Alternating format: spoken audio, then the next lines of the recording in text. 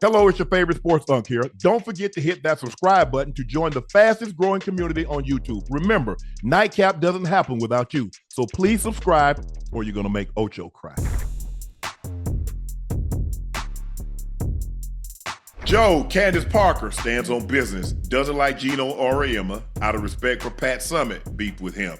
Joe, is there anybody you'll ever be cool with out of respect for a friend?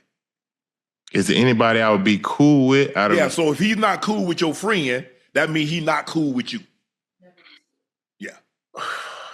So I'm inheriting somebody else's beef.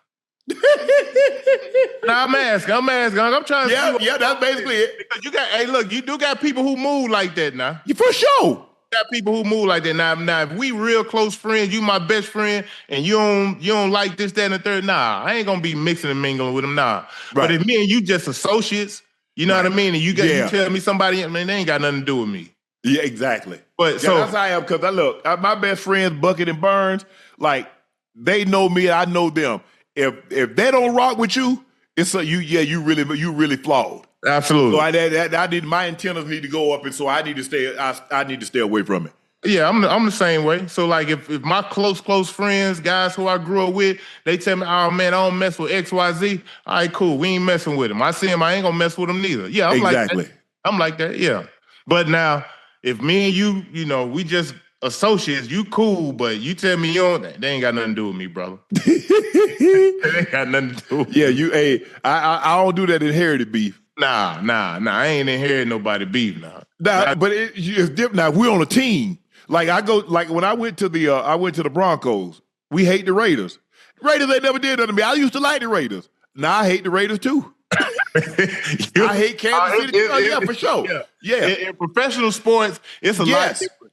Yeah, it is. You inherit beefs because it's like you're a big fraternity. So it's like your teammates, you spend more time with them than you do anybody else. Yep. So you always gonna have their back. Right, wrong, different. You know what I mean? So I understand that part, and it happens a lot. Mm-hmm. When Pittsburgh, we went to Baltimore, we ain't like it. Like, man, Tennessee, man, okay, we don't like the Titans. And then the Steelers, because the Steelers rivalry wasn't a rivalry until 2000 when we got there, and I started talking trash to Coach Cowell, and Coach Cowell shot back, and then I said something to Plex, and then they said it back, and then whew, it's one of the best rivalries in the NFL. The Packers, Bears, Steelers, Ravens. Yeah, those are two of the best rivalries. You won't find a better rivalry than those two rivalries. I mean, the hatred, the dislike. Like when I got to the Broncos, we had Raider Week.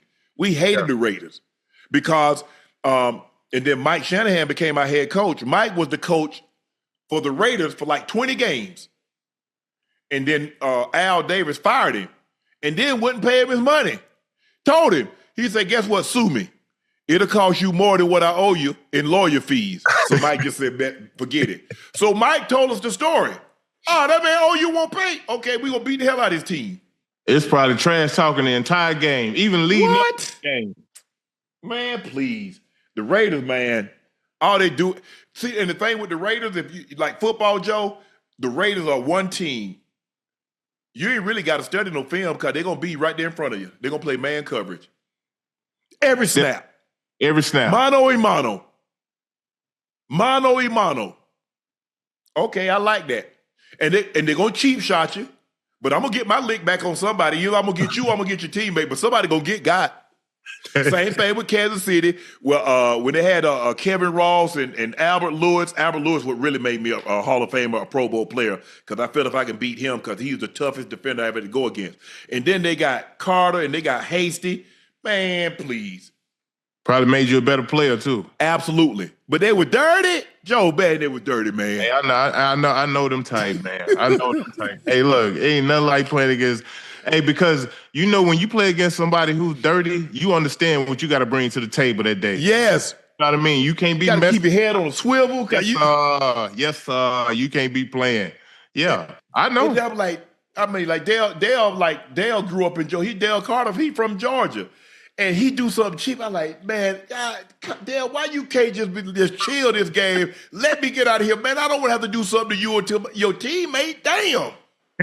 No, you Well, gonna. I mean, if you do something to my team, I gotta get somebody. That's just it. Hey, man, such and such, man, such a cheap shot of the ish out of me. Who? Oh, we got to get him back. And you already know going into the game what it's gonna be. So you already ready. Mentally, you already prepared. So Raiders you already and the Chiefs. Oh, it's gonna be some face masks. It's gonna be some dirty ish going on. So just get ready. Just get ready. So I'm gonna get, like I said, you get me, I'm gonna get you or your teammate. Man, that's right. Hey, he got me, so I got you. Hey, I couldn't get him, so I got the next closest thing. So tell him to chill, I'll chill. Hey, I know I ain't gonna be the only one limping off the field, I promise you. Right. That football different though, man. Joe. But see, the thing is, it's somebody's elbow. But in football, I can make it look like a football play, and I'm really intentionally trying to get you up out of there. That's what I'm saying. I'm saying even from watching, when I see like a pile, right? A pile of guys, I feel like you can cheap shot in that when you in that little pile right there. Finger right through the face, man, right in his eye. Or you get somebody hand down there, you get up, step right on his hand. All that way, you get them back. Yeah, but see, and when I was in the league, you can't do it now. The blind side block, the crack back. Oh, I'm trying to get you up out your helmet. I'm trying to put my helmet right here. They ain't playing no more. They won't let you. No, they won't let you do that. Yeah, they'll fire the hell out you do that. First of all, they're gonna throw a penalty, and then you go get that FedEx letter in your locker on Wednesday. Absolutely. They gonna get you. The Ravens signed veteran quarterback Jair Alexander to a 1-year deal worth $4 million that could pay up to $6 million after incentives. Alexander reportedly had offers for more money elsewhere, per Adam Schefter, but the opportunity to play with his former college teammate Lamar Jackson was too much to pass up, especially after Lamar pushed hard for Alexander to sign with Baltimore earlier this week. So now they have Jair Alexander, Pro Bowler, Marlon Humphrey, Pro Bowler, Nate Wiggins, first round draft pick, Kyle Hamilton, one of the premier safeties, all pro, and Malik Starks, Malachi. Is that Malachi? Malachi Starks, who's the rookie. Hey, the Ravens going for it this year, huh? Absolutely. They ain't got no choice. Nope.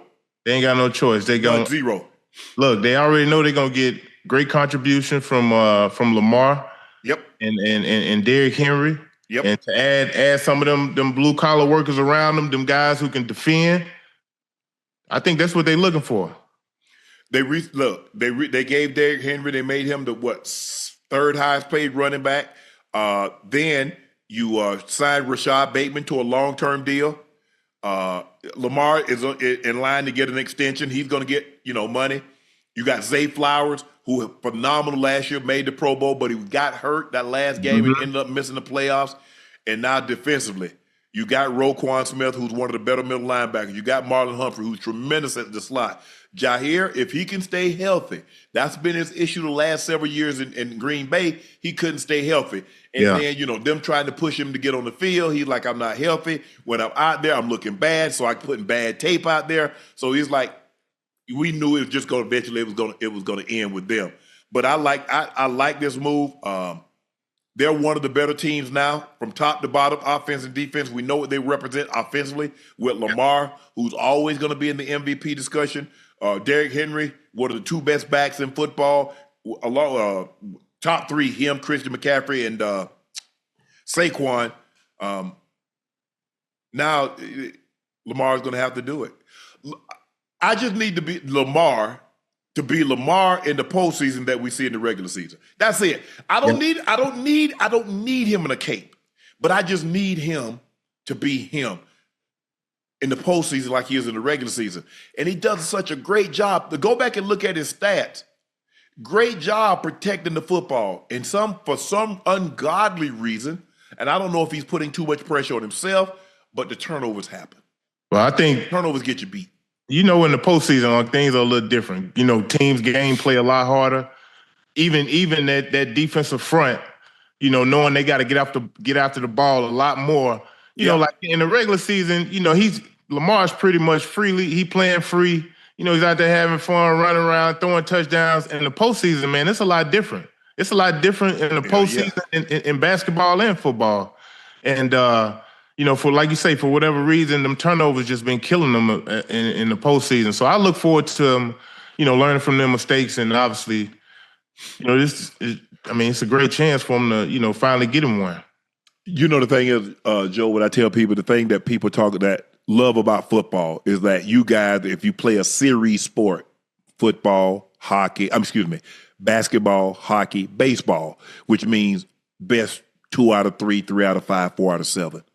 And if you get to that final game and the series is tied 2-2 or the series is tied, whatever the case may be, 3-3, and we need the final game.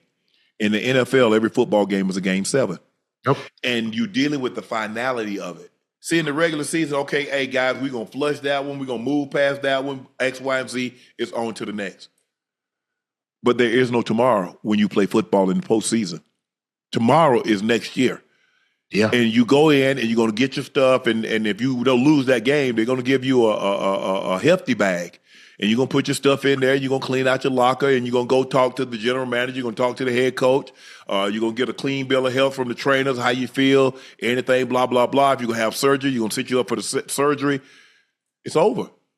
And I think and Lamar is like I said, and I think he just put so much onus on himself. He's like, man, I got to do it. I got to do it. And he has the team around him that can do more than their share. He got to be great every night, especially in the postseason. Like you said, there's no tomorrow. If he just holds on to if he just like the turnovers, I don't need him to throw for 300. I don't need him to rush for 100. But even if you throw for 300 and you turn the ball over twice, he's probably going to get you. Because especially the further you go. Because the farther you go in the postseason, the better the teams are. Yeah. And you pay double for turnovers in the postseason. That pressure builds up because it ain't no tomorrow. You go out there making them mistakes. Yeah. But looking at this secondary is good. I mean, it's very comparable to what they got in Philly. In Philly. Yeah. They're gonna be able to compete with the best. Yeah. They're gonna be able to compete with the best. It's gonna be a fun one.